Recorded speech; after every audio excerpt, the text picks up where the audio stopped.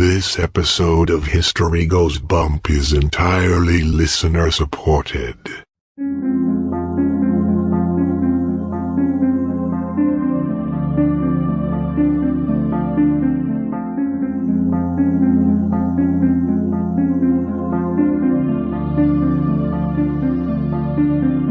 History tells the story of the world and of our lives. Sometimes that history goes bump in the night.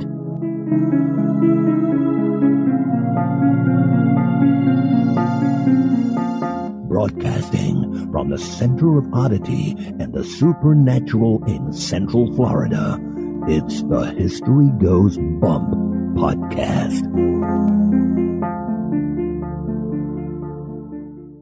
Hello, you spooktacular people. Welcome to this 253rd episode of the History Goes Bump podcast. Ghost Tours for the Theater of the Mind. I am your host, Diane. And this is Denise. This episode is probably going to be the toughest episode we've ever done, Denise. Yes, a very difficult one. We have been asked by several of our listeners through the years to do concentration camps, and we've always said absolutely no. We didn't feel that that would be worthy of entertainment because that's mostly what our podcast is about, is entertaining, but we also do like to educate. And we think it's important to talk about these time periods in our past that are very dark because hopefully we won't repeat them. So we are going to be talking on this episode about a holiday that will be this week, and that is Yom HaShoah. And then we'll get into talking about the Nazi death camps and some of the hauntings that are reputedly going on in them. Now, there's been no official investigation in any of these camps, but this is stuff that people claim to have experienced when they've been visiting. Before we get into that, we'd like to welcome to the Spooktacular crew, Brooke with an E. Hello, Brooke with an E. Marcus with a K. Hi, Marcus with a K. Marilyn. Hey, Marilyn. Melissa. Hello, Melissa. Katie with an IE. Hey, Katie with an IE. Rachel. Hi, Rachel. Sarah with an H. Hey, Sarah with an H. Kurt with a K and an E. Hello, Kurt with a K and an E. Bud. Hi, Bud. Carol with an E on the end. Hello, Carol with an E on the end. Melissa. Hey, Melissa. And Jackie with a Y. Hey, Jackie with a Y. And now, this moment in Oddity.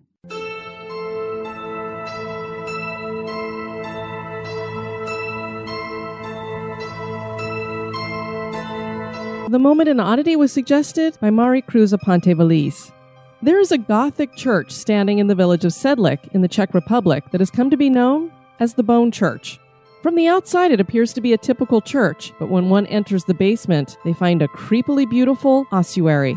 A local abbot made a pilgrimage to Jerusalem in the 13th century and brought back sacred soil to spread in the church's cemetery. After that, everybody wanted to be buried in that graveyard. The plague led to 30,000 victims being added to the cemetery. More burials came after the Crusades. The church was built in the 15th century, and many bones had to be moved at that time, so they were stacked in the ossuary beneath the church. The church hired a local woodcarver named Francis Rent in 1870 to help create something beautiful from the huge stack of bones. The bones were bleached and carved and then used to decorate the basement. Rent made chains of skulls to stretch across entryways, and hips and femurs were used to make chalices and crosses. The Sedlec Ossuary's pièce de résistance is a gorgeous chandelier that incorporates every single bone in the human body at least once. The church is kept clean, with the bones being cleaned individually with a toothbrush every so often. The Bone Church is the second most visited destination in the Czech Republic. An ossuary completely decorated with human bones certainly is odd.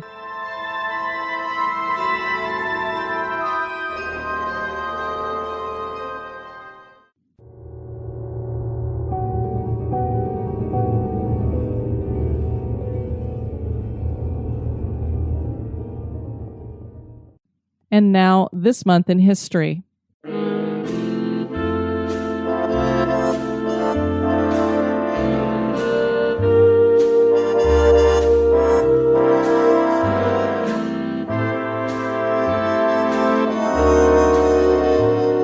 In the month of April, on the 3rd in 1995, Supreme Court Justice Sandra Day O'Connor became the first woman to preside over the court when she sat in for Chief Justice William H. Rehnquist, who was out of town. Sandra Day was born in Texas in 1930. She attended Stanford University and received a BA in economics in 1950, and then moved on to the Stanford Law School. She served on the Stanford Law Review with its presiding editor-in-chief, future Supreme Court Chief Justice William Rehnquist. She even dated him for a bit, and one has to wonder what they would have thought at the time if they knew they would both be on the U.S. Supreme Court one day, and that she would sit in for him as Chief Justice. She married John J. O'Connor III in 1952 and eventually served as Assistant Attorney General of Arizona from 1965 to 1969. Then her time of female first started with her becoming the first woman to serve as Arizona's or any state's majority leader when she entered the Arizona Senate. In 1974, she was elected to the Maricopa County Superior Court, and in 1979, she was elevated to the Arizona State Court of Appeals. She served on the Court of Appeals Division I until 1981. In that year, she broke a major glass ceiling when she was appointed to the Supreme Court by President Ronald Reagan.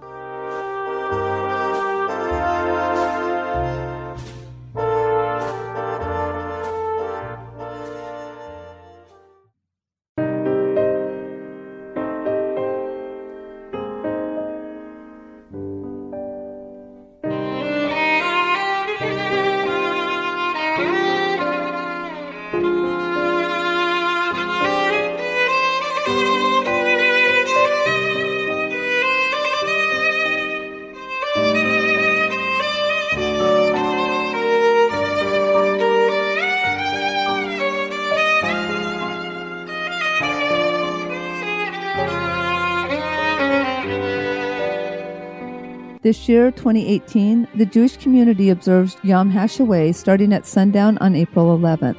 Yom HaShoah is Holocaust Remembrance Day, a day that the country of Israel observes to commemorate the extermination of approximately 6 million Jews and 5 million others who perished in the Holocaust. Concentration camps were built in several areas of Europe to accomplish what the Nazis referred to as the final solution.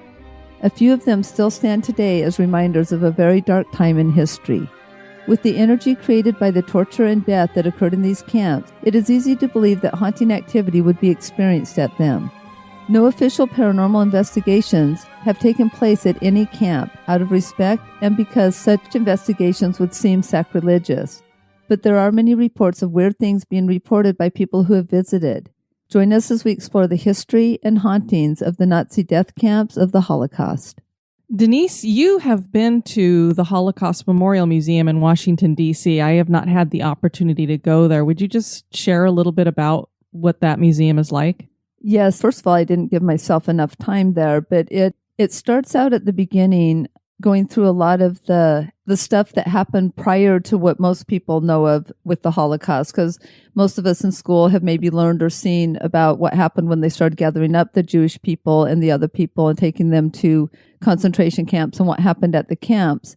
What was very interesting to me when I first went was the beginning where it was kind of talking about how a lot of the propaganda started going in from Hitler and how patient everything was to eventually lead up to what most people know as the Holocaust, because they started out in the schools, that like certain color eyes were not good and things like that. So they started kind of programming early on so that it would be easier, I guess, for people to flip over is what I was trying to figure out, to flip over to do what they did. Because I've never been able to understand how you got so many people to create the heinous acts that they did. And when I was looking through there, so I was very, I guess, intrigued by how did we get to there more so than the stuff that I already knew. But it was a really well done museum, a very solemn museum because obviously of the nature of what it was.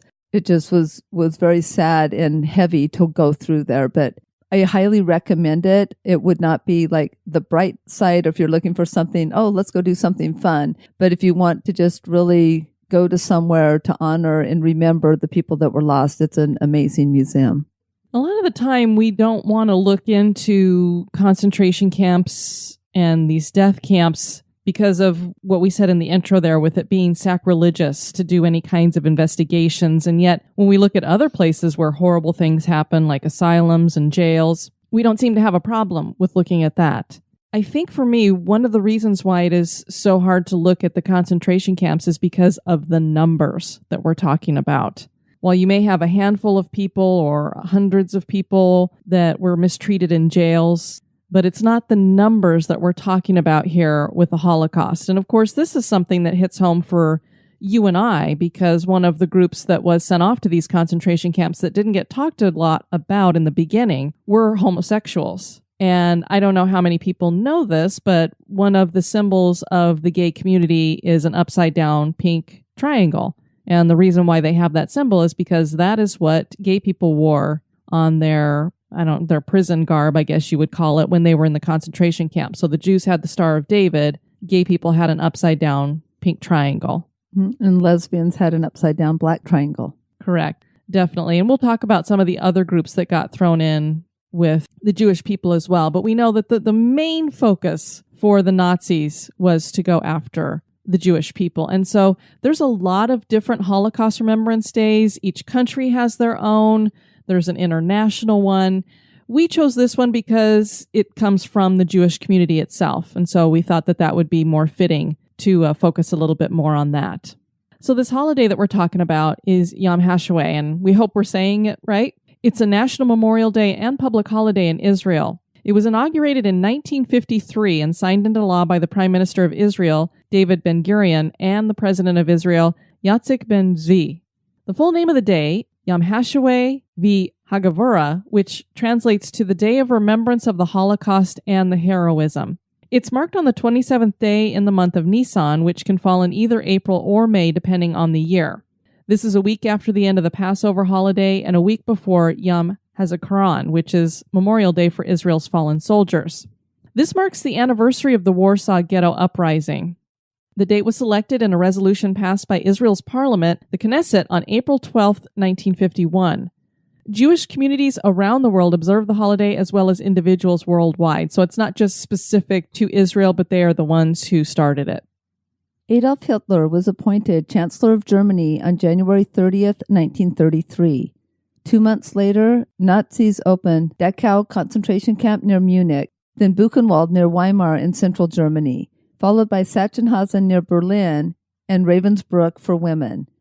Laws against Jews start to ramp up in Germany, with them becoming more extensive in 1934. The year 1938 would find the Nazis implementing the strictest laws against Jews and requiring them to register their wealth and property and businesses. Other countries would start following suit in approving the Nuremberg laws, which were racist and anti-Semitic laws. The gathering up of Jews would begin on September 21st in 1939, when instructions were issued to the SS Einsatzgruppen, special action squads in Poland, regarding treatment of Jews, directing that Jews be gathered into ghettos near railroads for the future final goal. A census is also ordered, and the establishment of Jewish administrative councils within the ghettos were formed to implement Nazi policies and decrees. Heinrich Himmler visits Auschwitz for the first time on March 1st, 1941. He orders a massive expansion, including a new compound to be built at nearby Birkenau that can hold 100,000 prisoners. Auschwitz was a series of concentration camps set up in Poland, which was about 37 miles west of Krakow in 1940, and it was to house political prisoners. The original building was an abandoned Polish army barracks. The camp was named after the nearby town. The Auschwitz-Birkenau camp, or Auschwitz II, would become a death complex. Around 1.3 million people would be transported to the Auschwitz camp from 1940 to 1945. And the breakdown of those numbers is as follows.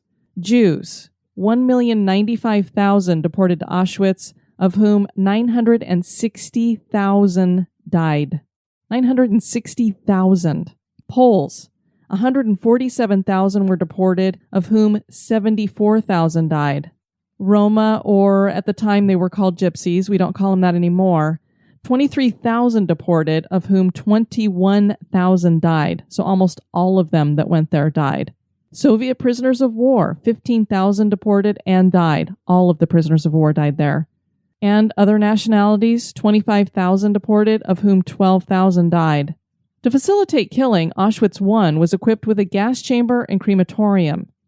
The original gas chamber was in the basement of the prison block, and this was Block 11. And then later, a permanent gas chamber was constructed as part of the original crematorium outside the prison compound. It was at this camp that SS physicians like Joseph Mengele carried out medical experiments in the hospital and conducted pseudoscientific research on infants, twins, and little people. These physicians, and we put that in quotation marks, also performed forced sterilizations and castrations of adults. The Black Wall was located between the Medical Experiments Barracks and Prison Block 11 and is where SS guards executed thousands of prisoners. The Auschwitz-Birkenau camp was built in October 1941 and eventually had the largest total prisoner population. Electrified barbed-wire fences divided the camp into 10 sections that housed different populations like women, men, a family camp for Roma, and a family camp for Jewish families deported from the Theresienstadt ghetto. The killing center here played a central role in the Nazis' final solution. During the summer and autumn of 1941, Zyklon B gas was introduced into the German concentration camp system as a means for murder. Zyklon B would be used in all the gas chambers at the Auschwitz complex. The gas chambers at Birkenau were originally 2 converted farmhouses, but they didn't work as effectively as the SS desired. Then 4 large crematorium buildings were constructed between March and June 1943, and these buildings had 3 components: a disrobing area, a large gas chamber, and crematorium ovens. The SS continued gassing operations at Auschwitz-Birkenau until November of 1944. Death marches were conducted in January of 1945 as the Nazis emptied out the camp when Soviet forces approached. A few days after, all but the sick and dying were evacuated. Auschwitz was liberated. And Auschwitz is probably the one that people are most familiar with. It's the one that's talked about the most. And I did not know this until I was doing some research for the book that I wrote, because one of my characters in there had been at a concentration camp, and the reason why they knew this is because he had the tattoo on his arm. And probably many of our listeners, I know that you've seen them when you've done you had some Jewish clients that you used to do massage on. Correct. I used to go down to the Jewish assisted living place, and I did massage, and I heard stories. I worked on at least 3 survivors, direct survivors from concentration camp times, and it was like living history talking to them, but my heart just broke every time they told me their stories. And of course, they probably were children, right? The one, she actually lucked out because her father knew what was coming, and so he sent her and her sister to South America. So they did not get into any of the concentration camps, but their entire family, including her father, that had helped so many people in the community, were killed. Wow. Were exterminated. And that's what she would tell me. She said, he helped everybody, but when they came from him, nobody would step forward. Nobody would help him.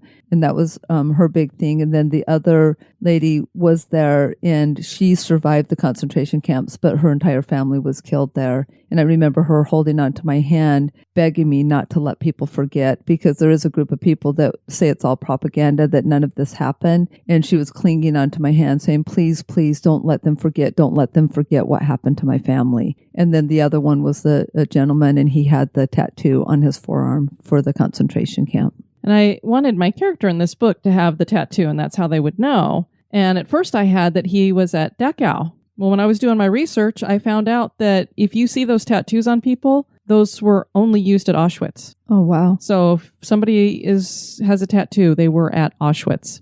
And I don't know if they do it nowadays. I would love to hear from some of our listeners who have kids that are in high school right now or have been in high school recently. Do they still show the movies that we watched when we were in school? Because I'm pretty sure you probably did. I know that we saw the official video that they had, I believe, on the day that the Soviets went in and liberated Dachau. And they just went in with a camera, and you're just looking at exactly what they found that day. And as a senior in high school, it was, I had no words. And what our teacher actually did is she passed out a blank sheet of paper to everybody. And then after we watched it, she said, draw your feelings. So rather than write a report or something like that, she just had us draw. And it was really good. And I will never forget those images. Of course, I've seen them now as an adult too, because we've seen documentaries and things like that. And it was just to see that and think, oh, those are human bodies that are just piled on top of each other. Or you'd see a man who was walking towards these liberators, the Soviets, and he basically looks like a skeleton with skin on it. So I hope that they are still showing those to the kids nowadays, because even though they're incredibly disturbing, I think it needs to be seen, because you need to see that that's what it was like. Dachau was the first concentration camp built by the Nazis, and construction began in March of 1933. So if you think of when World War II started, Their whole plan to implement this final solution was already being put into place back in 1933. So, like Denise said, they were very patient and they were very manipulative. When you look at the cycle, we didn't want to get into all of the details, but just how slowly it started. It would just be one little thing that the Jewish people couldn't be outside after a certain time at night. So they had a curfew. And then it was, they couldn't live in this area. And then you couldn't have your businesses. And then you had to turn over your artwork. And it was just one thing after another until finally it was like, you're getting shipped off and killed. It was just amazing, the ramp up. The grounds had originally been an abandoned munitions factory. Dachau was named for the nearby medieval town, 10 miles northwest of Munich. Few Jews were imprisoned here in the beginning. Most prisoners were political prisoners, repeat criminals, gays, Jehovah's Witnesses. I thought this was interesting how many times I would see Jehovah's Witnesses just pop up. So they were specifically pulled out and sent over there. And then, of course, we have the Roma people as well. Hitler wanted to make sure that camps could operate as they wished. So after a Munich schoolteacher was beaten and strangled to death at Dachau in 1933, he issued an edict stating that Dachau and all other concentration camps were not to be subjected to German law as it applied to German citizens. This put the SS administrators in charge. In 1937, it was expanded and became the training center for SS concentration camp guards. The Dachau camp system grew to 100 sub-camps, and 11,000 Jews were brought in to join the other prisoners that were already there. Thousands of Soviet prisoners of war were sent to Dachau starting in 1941, and most were taken to a nearby rifle range and shot to death. In 1942, construction began at Dachau on Barrack X, which was used as a crematorium that had 4 sizable ovens.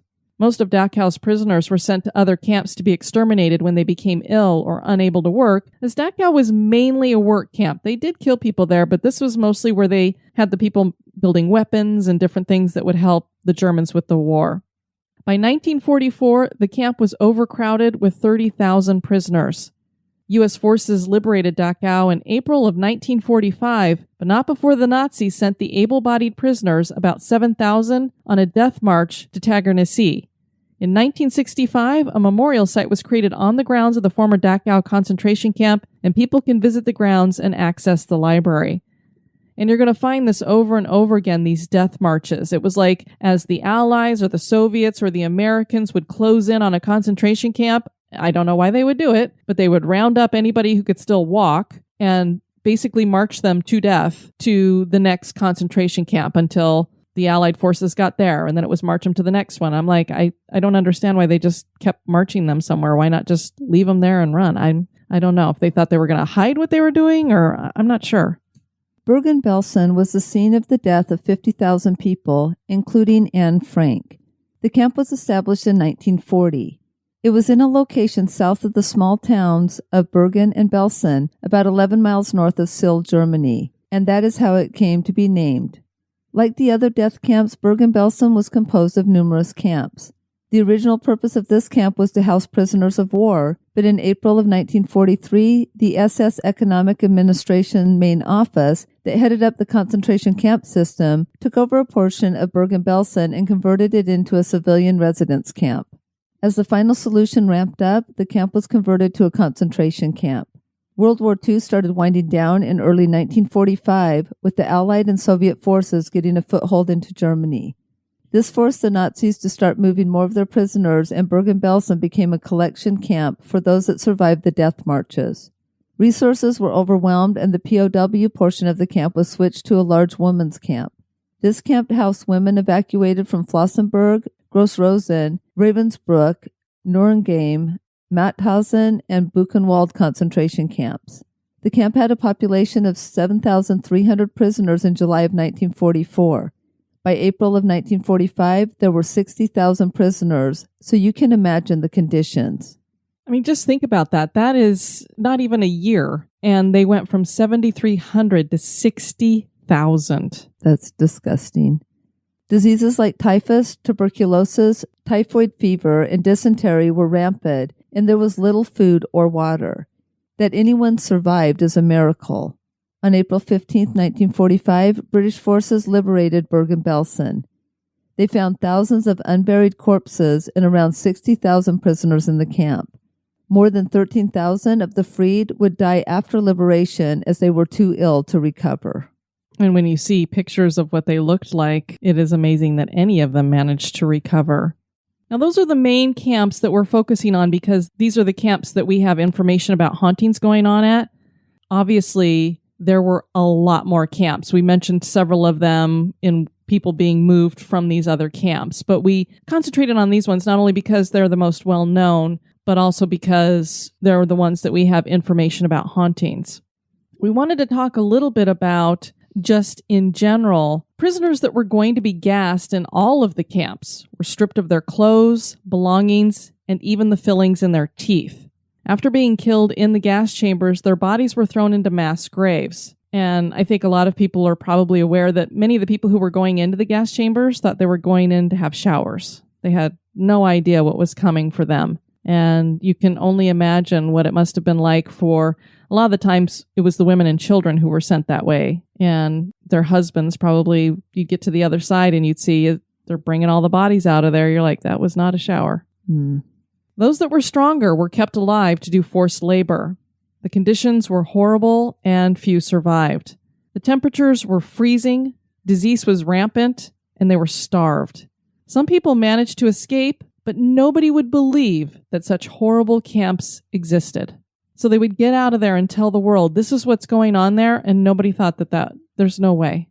Well, of course, there's a lot of people today that think it was all propaganda and that they never existed, even with all the proof we have. So I can imagine back then when it was just word of mouth that they were like, no, they couldn't even conceive how horrible something like that would be. I mean, for any of us to think that, because it's not like you just have a group of people. I mean, we've got hate groups out there everywhere. And so, yeah, that's easy to believe. But not only is this so devastating because you had the millions of people being murdered, but it was condoned by a country, a state government. And that is what really makes this horrible. That, to me, is what makes it so horrible. And that's probably why it was so unbelievable, because it was like, how can all these German people think this way? And how could this be going on? So, of course, it just continued to go on. And it wasn't until, I believe, Dachau, when it was freed, that the Soviets brought the film out and said, oh my God, look at this. When the camps were finally liberated after the war ended, the world would finally see just how horrible the conditions were and find out that millions of people were murdered. Because of the pain and suffering and death, it's easy to believe that the concentration camps would be havens for spiritual activity from both the innocent who were murdered or horribly treated, or as manifestations from the utter evil perpetrated on the victims of the Holocaust. No professional paranormal group has ever investigated in a former death camp. These investigators are as uncomfortable with the idea of appearing to be disrespectful as we are to talk about the haunting activity. Is it the intensity of the suffering at these places that makes it feel wrong to talk about ghosts? Could it possibly help some lost and tortured souls if people did come in and talk to them, listen to their stories, or try to help them cross over? Why is it okay to investigate asylums or places of tragedy, but not a death camp? For us, talking about the spirits here helps to magnify just how horrible these places were, and one thing we can never allow to happen is for people to forget or be unaware of what happened. And we certainly do not want history to repeat such atrocities. Auschwitz is considered one of the world's most haunted locations. Visitors have reported feeling multiple cold spots while wandering the fields, and after entering through the gates, there's a sense of dread and sadness that is overwhelming. And I can imagine that that's not even a spiritual feeling. That is just the magnitude of what you're looking at and coming into. And I believe it's at Auschwitz that you go through those gates, and then they have little placards along the way to let you know that this is like where this person used to pick up the bodies or something, and then something over here, and then something over there. And so you would get a feeling of what it was like for those people when they were walking into the camps for the first time. There are people who suddenly burst into tears after entering, and they can't contain themselves until they leave. The saddest stories are those that claim to feel the tiny hands of unseen children slip into theirs in the children's centers or the gas chamber, or when they stop to look at the heaps of shoes taken from prisoners and notice a child's tiny shoe in the pile. Visitors report that their cameras have jammed as they tried to photograph displays, and some have caught strange shapes and orbs in their photos. Disembodied voices have been heard pleading for help in the rooms where bunk beds are on display. And truly chilling is that birds do not enter the camp, and in the rare times that they do not sing. There is only one gas chamber still left at Auschwitz, and it is small and dark. Many visitors have reported hearing weird noises, and some have captured pictures and videos featuring strange figures in that gas chamber. Cold, moving spots in the air are felt, and the touch of an unseen hand on a shoulder or back is not unusual. A girl from Finland writes the paranormal blogging blog, and she wrote of her experiences visiting Auschwitz. After that, we went to the barrack number 13, the worst barrack in Auschwitz. There they tested the Zyklon B gas. They killed thousands of humans in that barrack, or in the cellar actually. When we went down the stairs, I finally noticed something. It was cold, just like in the haunted places. I started to hear weird noises from my headphones. It was like screaming, but not very loud. Everyone else noticed it too. When I turned my headphones off, it ended. I could also sense the despair again. Some people unexpectedly started to cry. There was a small room with a large candle. It was to respect the memory of a man who asked to get killed instead of a man who had a family. The man he saved by his death survived from Auschwitz alive. And also from that paranormal blogging website, she writes, I got one picture of something paranormal. There were barracks on two sides of the railroad tracks. The other side was not open for tourists and visitors, but I could clearly see a man in one of the barracks. I took a picture of it with zoom. It looks like it's wearing the white stringed hat of Auschwitz prisoners. Maybe I captured the famous spirit of Auschwitz? I'm sorry about the bad resolution. Also see the orbs around the figure, and we do have that picture in our show notes. I don't know, it does look like there's somebody standing in that doorway to me. And so if there's not supposed to be anybody on that side, I don't know. Dachau once housed over 200,000 prisoners, and 25,000 people died there. Many Nazi guards came to an end along the death walls of the camp as Allied forces executed them after witnessing the horrors of the camp and the condition of the prisoners. The city of Dachau lives under the shadow of this dark past and has been seeking redemption ever since. The dead speak through memorials and placards, bullet holes in the walls, and smoke-stained crematory chimneys. People report hearing audible cries of pain and feeling as though they are being touched. Again, an overwhelming feeling of sorrow is felt. Bamastricko 7 wrote, I'm in the army. I'm stationed in Germany. My wife and I recently took a trip to the Dachau concentration camp in Munich. I watched ghost hunters a lot and was really interested in paranormal activity. When we arrived there, you could feel a strong presence in the air. The camp was really big, and it took a whole day to walk through all of it. But what I really don't understand, and while I'm writing this, is because while walking through the area where the barracks used to be, I got sick, just out of nowhere. As I walked a little further, it went away. My question is, was that paranormal? I was feeling fine all day until I got to that section. My wife and I walked to the old crematory. There were stories of how people were tortured. As we walked in, I was taking pictures, and as my wife walked in, she almost passed out and had a severe headache. After we walked out, it went away. I took some pictures inside there, and you could see 2 small orbs in the picture. So again, my question is, did my wife and I have paranormal experiences? I know that this isn't necessarily a story, but it has been a question on my mind for quite some time now.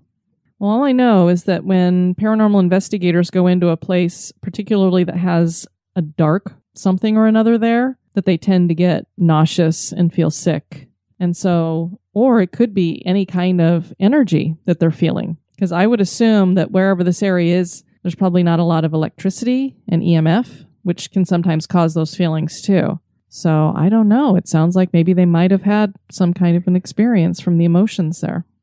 A 17th century castle in the Czech town of Ostrov was captured by the Nazis in 1939, and they turned it into a concentration camp for Czech resistance fighters. These prisoners were treated just as poorly as the Jews and others. The castle now houses a museum, and there's a claim that CCTV footage captured paranormal activity. The staff decided to review footage after objects allegedly started to vanish. They witnessed a strange figure in the footage. The shadowy figure appears to move in front of the camera after all the rooms were locked and closed. Local media reported the story after the police were contacted. Apparently, the quote-unquote ghost was seen on footage twice in 1 month. The camera is in the exhibition room where treasures belonging to the former castle owners, the Schlick family, are stocked. Paranormal investigator Hanna Makiova was asked to come and investigate. She said, "I felt some negative zones in some rooms. Something is definitely wrong there. I was very weak, felt sick, and I had to leave." Local council employee Zuzana Zelensna, one of those who have offices in the castle, said, "The ghost removes objects at night." Bergen-Belsen and Auschwitz were rumored to be haunted by an infamous ghost. This spirit is said to belong to one of the most vile women to have ever lived, and that is Irma Grese. She is one of the most notorious guards to come out of Auschwitz. She was born in Germany in 1923 and became fascinated by the Nazi female youth. Her father disowned her after she was stationed at her first concentration camp in 1940. She arrived at Auschwitz in 1943 and was placed in charge of the 30,000 female Jewish prisoners there. She relished her role in deciding who was sent to the gas chambers and who survived. For those she allowed to escape death in the gas chambers, she dealt out degrading punishments and limited food, so most of the women starved. It is rumored that she was the lover of Dr. Mengele while at Auschwitz. In 1945, she was sent to Bergen-Belsen, where her abusive behavior and murderous ways continued. After the war, she was arrested. Grese was described as the beautiful beast by those who testified against her at her trial. During these trials, it also came to light that she owned a light shade made of the human skin of her victims. She was found guilty and hanged for her crimes. A story about that claims that no one wanted to be responsible for executing a woman. Now, I would have no problem if it's her because I don't consider her a woman. So a Jewish hangman named Letzheim volunteered. Grese hated Jews, of course, and screamed that if he touched her, she would return to haunt those who sentenced her to death. Her specter started to be seen at both Bergen-Belsen and Auschwitz in 1948, so it would seem that she did not come back to haunt those who put her to death, but to roam the places of her atrocities. And then we do have a couple of other pictures that were captured in the death camps that are a little unusual. One of them has what looks like a fog in front of a guy who's getting his picture taken, and it's really weird. I've never seen anything like that necessarily. And then there's another one that is outside of I believe those are ovens, and it's kind of this streaky coloring that's going across it. It either could be somebody who walked through the picture and this is the result of that, or maybe it's something else. The final solution, thankfully, did not reach its goal of total annihilation of the Jewish people. It is important that we continue to speak of this time in history so that it is never repeated again. Whether there are ghosts at any of these camps is really irrelevant, as the true hauntings of these death camps are what has been left behind as a testament to just how cruel and horrible some human beings can be to each other. And whether one believes in ghosts or not, we think that all can agree that these camps are indeed haunted in one way or the other. So, that was fun, wasn't it? Nope. Well, we'd love to have you guys check out our website at historygoesbump.com. And Denise, if people want to send us some feedback, where can they do that? They can do that at historygoesbump@gmail.com. Occasionally, we do have people who leave us comments on the website. We wanted to thank Rachel and Jessica for your comments. We appreciate those. And we have some podcast reviews from Apple Podcasts to share. The first two are from Canada. Vicky22, family-friendly history and spooky stories, 5 stars. Being passionate about history and the paranormal, this show quickly became my favorite podcast to listen to. They cover international locations, and I was very happy to see an episode on Ottawa, Ontario, my native city. I have visited the Carleton County Jail countless times and was able to verify for myself that the research done by the ladies and their research crew is very accurate and extensive. The ghost stories featured are always interesting and told with open-minded skepticism, leaving the listener to draw their own conclusions. The hosts, Diane and Denise, are an absolute joy to listen to with their lighthearted banter. They care deeply about the show and about every one of their listeners. This is obvious by all the time and effort they invest in cultivating a positive and respectful relationship on the Spooktacular crew. Keep up the amazing work, ladies. Well, thank you, Vicky. And then the Mad Hatter from Canada, addicted to history, 5 stars. I discovered this podcast about a week ago and have been listening to it as much as possible. I love it. It's easy to listen to and educational too. There are times when it seems the music gets to be a bit loud after a speaking section, which was very soft. That's my only complaint, but I become trained to adjust the volume when I hear certain cues. Keep up the great work. Well, thank you, Mad Hatter. And then back here in America, Gaming Unicycle Style. Fabulous, 5 stars. I love the show. The stories are very interesting and the hosts are full of good information. I listen all day at work just trying to catch up with the current episode. Keep up the great job. Thanks, everybody, for those reviews. We want to thank you guys for joining us for this episode. I've been your host, Diane. And this has been Denise. You take care now. Bye-bye. This episode has been brought to you by our executive producers. Dispatches from the Grave Digger. We'd like to welcome into the cemetery Rebecca Davis Nord and Melissa C. Smithdeal, who both will be receiving their marble headstones. And Rosa Marie Ward is going to be getting a chest tomb. Thank you, ladies, for becoming executive producers. We appreciate that. Sweet dreams.